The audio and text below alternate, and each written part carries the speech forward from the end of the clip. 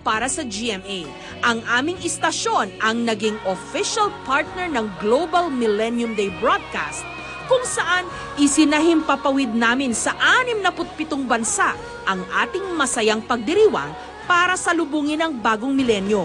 Shower us with your divine mercy to renew ourselves, and may the Filipino people and the rest of the world worthy to be called your children. Sa pamamagitan din ng broadcast na ito, nakita ng buong mundo ang talento ng mga Pilipino.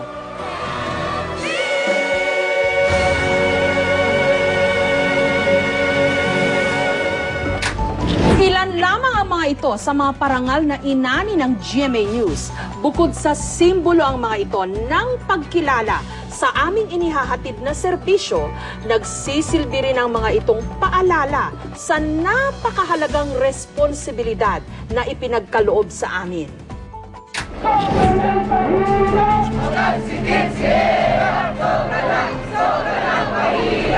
Oktubre 2000, nung nagsimulang uminit ang panawagan para magbitiw ang nooy Pangulo dahil sa mga akusasyon ng katiwalian. Let me categorically state that I am not Jose Bilarde. At pagbibigay ng pabor sa kanyang mga kaibigan. I leave my faith to God and to the sense of fairness and justice of the senators. Asahang libu-libo nating mga kababayan ang dadagsa rito. Ang tungkuling hanapin at ihayag ang katotohanan ay aming isinagawa sa aming pag-uulat sa makasaysayang impeachment trial ni dating Pangulong Joseph Estrada. Sama-sama tayo sa pagsisimula ng special coverage ng GMA. Naglaan ng oras ang GMA para maiere at mapanood ng publiko ang nagaganap na impeachment proceedings sa Senado. Corrupt practices, betrayal of public trust, and culpable violation of the Constitution. Dito nasubok ang kakayahan ng GMA News na maging patas sa paghahatid ng impormasyon at pagbibigay linaw sa issue. Mrs. Ocampo, who signed this signature? The President, Joseph Ejercito Estrada. Talagang iba yung naging interest ng tao sa news, no? And you would think na medyo hindi naman sila maging interesado dahil napakahirap ng mga legal terms na minsan pati kami hindi namin maintindihan. Pero mabuti na lang may mga panelists on hand para ibaba yung mga terms para sa mga manonood at para sa amin na rin. The no votes have it. At nung bumoto ang 11 senador laban sa pagbubukas ng envelope na naglalaman di umano ng mabigat na ebidensya laban sa Pangulo, tuluyan ng sumiklab ang galit ng ating mga kababayan. Nauwi ito sa paglulunsad ng EDSA 2 noong 2001. Gusto ko po na malinis ang aking konsyensya sa mga paratang sa akin at wala akong tinatago sa ating mga kababayan. Handa akong tanggapin ang anumang magiging resulta ng impeachment process basta't ito'y ay sang-ayon sa ating saligang batas. Ninong, I think you have to step down habang may nagmamahal pa sa inyo. Maging ang pagtiwalag ng mga dating kaalyado at kaibigan ng Pangulo at ng hukbong sandatahan nasaksihan ng GMA News. Natatandaan ko noon na tanghali ito, ako yung nakasalang na anchor. Nasa kabilang linya si dating Pangulong Fidel Ramos. Nung nagtatanong ako kamusta yung meeting niya with the veterans, at sinabi niya sa akin na konting panahon na lang, maghintay-hintay ka, Igan, mga tanghali, may mangyayaring malaki. So yun na yung biglang nakita natin na tumatawid na sina Secretary Reyes, Secretary Mercado. On behalf of your armed forces, the 113,000 strong members of the armed forces, we are withdrawing support from the incumbent president. Ang aking pagpunta rito ay ang administrasyon na ang pagbabagong kinakailangan, bagamat masakit, ay kinakailangan gawin.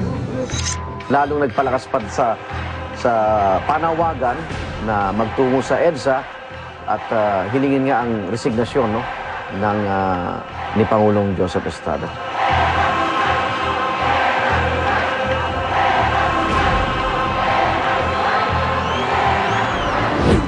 Ayan si Mama ko dito. Tumakbo tayo mula sa presidential residence kung saan nagpatawag, bigla na lang nagpapasok kontra dun sa unang impormasyon na ibinigay sa atin na umalis na ang Pangulo. Actually, sa ngayon ay pasakay pa lang siya ng presidential barge. Mula dito sa presidential residence, sa daungan ng presidential residence, pasakay na ang Pangulong Joseph Estrada palipat sa may PSG Park kung saan sasakay siya ng sasakyan at patungo na sa Green Hills sa may Polk Street.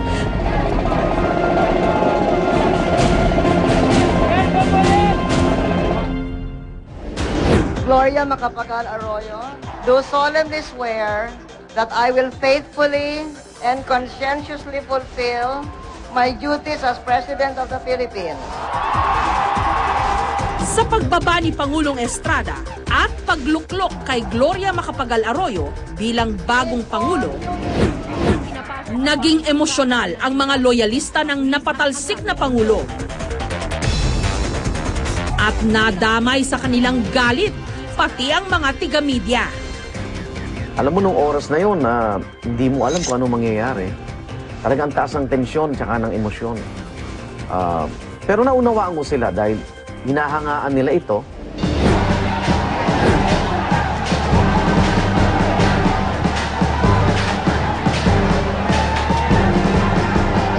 Nakita ko na nababatuhin yung setup. Ang ginawa ko nun ay gumapang ako papunta dun sa cameraman para palayuin siya. Pero sa kasamang palad, ako yung tinamaan ng bato.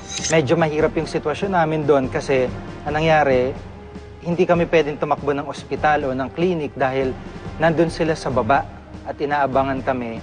At the same time, yung police station sa tabi ng building, gusto talaga nila sunugin. Tuloy pa rin ang bato sa akin. Oh, yan, naglalakad ka, oh.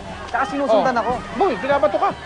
Nung oras na yon ay kabahagi ng kanilang para ipagtanggol, no, yung bintang sa kanila na katiwalian, idamay yung trabaho ng mga mamamahayag. So, after nun parang, syempre, nagkaroon ng pangamba, no, na ikaw ay muling bumalik sa mga public places.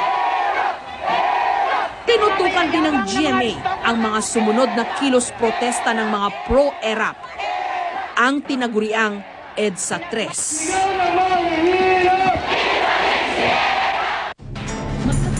Sa gitna ng mga pangyayaring ito, na lubhang bumati sa bayan,